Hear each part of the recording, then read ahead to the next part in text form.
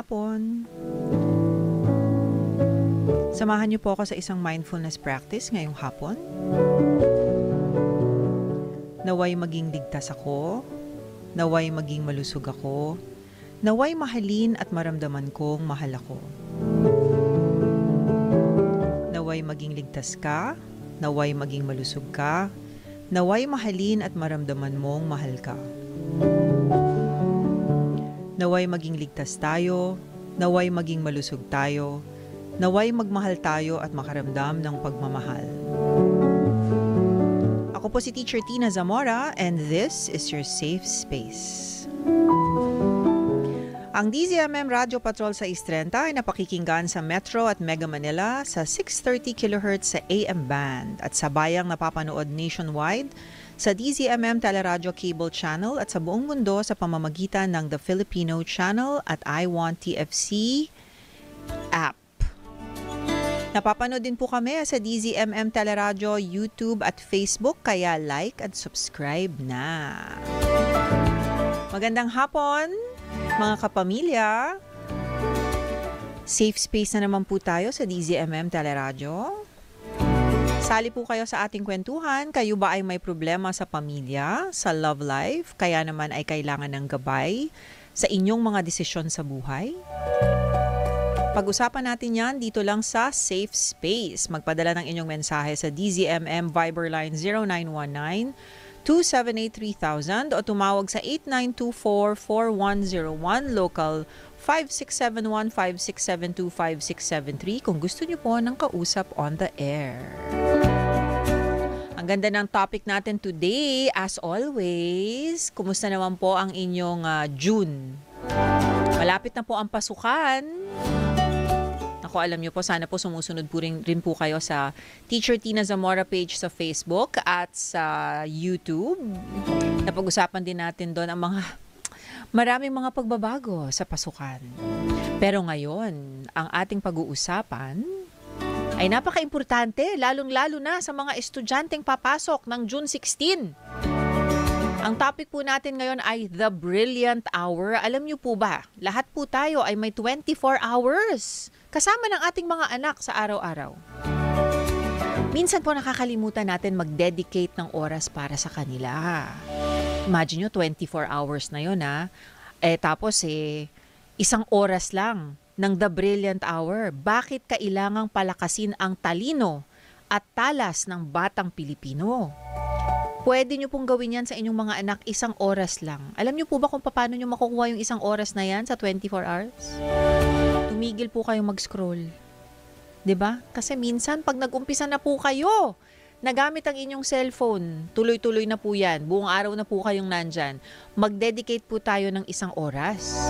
Alam nyo ba na mahigit 18 million Filipinos, narinig nyo na po ba to dun sa isang article? 18 million Filipinos ang functionally illiterate. Ano pong ibig sabihin nun? Yan ay hindi lamang tungkol sa hindi marunong magbasa, kundi hindi kayang mag-apply ng natututunan sa totoong buhay. So, minsan, marunong kayong magbasa, pero pag tinanong kayo kung anong binasa nyo, hindi na natin masagot. So, ang tawag po doon ay functional illiterate. So, literate kayo sa pagbabasa, pero hindi nyo po na-a-apply sa totoong buhay. Kaya ang tanong, ano ang pwedeng gawin ng mga magulang para maiwasan ito sa kanilang mga anak, lalong-lalo na at pasukan na? Dito papasok ang The Brilliant Hour, an advocacy that encourages parents to dedicate time in a day to nurture focus, thinking, and learning with their children. At nagagawa ito sa pamamagitan ng proper nutrition and proper stimulation. Dahil nga, alam niyo po ba, kung hindi naman tama ang kinakain at intake ng inyong mga anak, together with proper stimulation ng kanilang brain, hindi po sila magde-develop ng tama. So itong The Brilliant Hour, bakit nga ba ito importante? Bukod sa nasabi ko kanina about functional illiteracy, importante din that children are able to thrive in our world today. Na napansin nyo ba, very fast-paced na ngayon.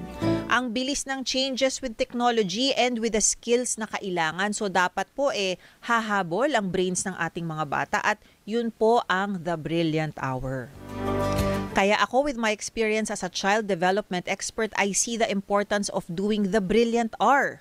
At dapat talagang partner si proper stimulation and proper nutrition. Iisa-isahin natin yan, ha. Unang-una, ang proper stimulation ay pwedeng sa pamamagitan ng problem solving. Parang sinistimulate ninyo ang brains ng inyong mga anak. Brain stimulating activities or ibang mga hands-on activity.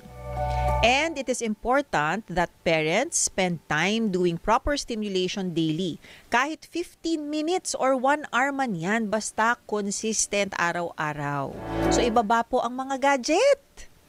Nakakain na po tayo ng kakasokmed. Maglaan po tayo ng oras para sa ating mga anak, lalong-lalo na nga at malapit na ang June 16. Pasukan na naman. Ang proper nutrition naman, dapat healthy ang kinakain ng inyong mga anak. Ay dapat sumusuporta sa development ng brain at body ng mga bata. O nakapag-grocery na ba kayo? Anong mga pinili ninyong pagkain para sa inyong mga sa kay kuya at ate dun sa mga anak ninyo ngayong pasukan? For example, there are known nutrients that support brain development like DHA and MFGM. So pag bumibili po tayo ng kailangang inumin o kainin ng ating mga anak, kailangan tingnan po natin ang ingredients kung anong laman yan. Importante po yun for brain development. Sa panahon ngayon na mabilis ang pagbabago na kailangan sa trabaho at lipunan, kailangan ang bata ay functionally literate, nakakaintindi, nakakapag-analyze, at syempre handa sa buhay. Yan ang pag-uusapan natin ngayong Sabado sa Safe Space. Paano tutulungan maging mas mapanuri, mas malikhain at mas maalam ang ating mga anak to help develop creative thinking and problem-solving skills? Ibig kong sabihin, syempre sa buhay, magkakaroon ng problema ang ating mga anak. Handa na ba sila para isolve yun? O ito na ang The Brilliant Hour, ha. Kahit na mahina sa pag-intindi, pag-iisip o pagsulat, ang bata ay pwedeng mas lumakas ang kanyang pag-iisip sa pamamagitan ng mga simple pero makabuluhang gawain sa bahay. So how can you help nurture higher intelligence? So ang tawag po natin dito ay hindi lang po yung intelligence sa report card. Hindi lang po yung intelligence sa exams at sa classroom. Ang higher intelligence po ay ang mga kailangan nilang skills sa life. Minsan ang tawag po dyan ay executive function. Minsan ang tawag po dyan ay life skills. Pero ito po ay higher intelligence. Ibig pong sabihin, mas mataas pa po ito sa intelligence na minimeasure ng report card. Give your child Enfagrow A+4 with among formula milks to help build faster brain connections versus formula without MFGM sabi dito, to help build faster brain connections. Kumpara mo sa formula na walang MFGM with early supplementation of MFGM with proper nutrition and stimulation. So, ibig pong sabihin, pag bumili po kayo ng Enfagrow or mag-support po kayo ng Enfagrow, may MFGM na kagad doon para sa inyong mga anak. Enfagrow A+4 with MFGM supports higher intelligence for your A+ child. Kumpara mo nga dun sa mga formula na wala nun with early supplementation of MFGM with proper nutrition and stimulation. Inulit ko yon para maalala ninyo pag nag-grocery kayo. Here are some The Brilliant Hour ideas na pwedeng gawin para tulungan ang mga bata to improve comprehension o critical thinking. And of course, gagawin nyo ito at ito na ang The Brilliant Hour ninyo araw-araw. O makinig. Dun sa mga magulang na hindi alam kung anong mga activities na dapat gawin sa kasama ang mga anak araw-araw. Number 1, alam nyo bang pwede kayong maglaro ng anong nawawala o kaya what is missing sa gamit, sa bahay o sa kanyang bag papuntang eskwelahan? Pumili ng 5 bagay. Okay? So hahanap tayo ng mga 5 bagay sa loob ng ating bahay. Itago ang isa. Pakita nyo muna yung 5. O, ito yung 5 tandaan. Memorize mo yan, yung 5 yan. Itago mo yung isa. Tago mo. Pikit ka muna anak, tatago mo yung isa. O, Alin dyan ang nawawala? Yun po ang what is missing game. It helps build working memory. Alam niyo po ba kung ano yung working memory? Hindi lang po ito yung pagme-memorize sa sa classroom at dun sa mga asignatura nila or subjects. Ang working memory po, madali po silang mag-recall.